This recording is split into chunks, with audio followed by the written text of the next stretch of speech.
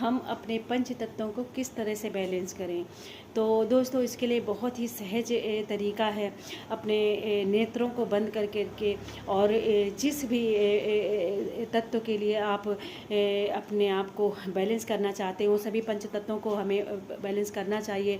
और अफर्मेशन द्वारा या फिर मंत्रास द्वारा, पर जिसको नहीं आता है ये सब, वो कैसे कर सकता है। तो हमें सबसे पहले आंख बंद करनी है। उसके बाद में अपने मानस पटल पर एक मानसिक चित्र उस तत्व का या तो मानवीय आकार आप कर सकते हैं, जैसे हम जल का करते हैं या अग्नि का करते हैं, तो उसे आप मानव आकार दे सकते हैं अपनी सुविधा अनुसार, या तो फिर उसे अग्नि स्वरूप या जल स्वरूप में देख सकते हैं।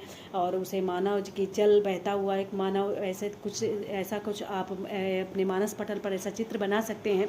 और उसके बाद में फिर उससे उसके चरणों में उस मानस पटल के चित्रण पर उस अपने शीश को झुकाकर और उनसे प्रार्थना करनी है कि हे परमात्मा स्वरूप, हे पंच तत्व में एक तत्व जल तत्व या अग्नि तत्व, मैं आपको प्रणाम करता हूँ।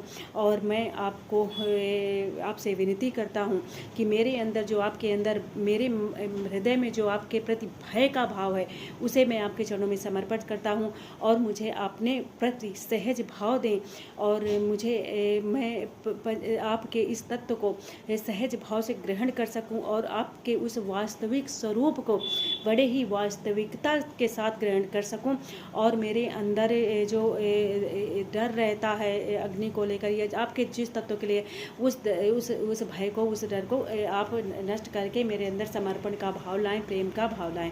तो इसी तरह जब आप बार बार करते हैं और बहुत ही प्रेम से विनती करते हैं, अपनी और अफर्मेशन बोलते हैं या अपनी फीलिंग्स बताते हैं कि जब मैं जल के सामने आता हूँ, कुछ लोग बहुत सेंसिटिव होते हैं ना, कि जो मुझे कुछ लोग कहते हैं हमें ऊंचाई से बहुत डर लगता है, तो इसका मतलब उन्हें पृथ्वी तत्व मतलब आकाश तत्व से डिसबैलेंस है। कुछ कहते हैं हमें मतलब ऐसे हम जल के बीच में कहीं फंस जाएँ या हमें ज़्यादा जल दिख जाए तो हमें डर लगता है।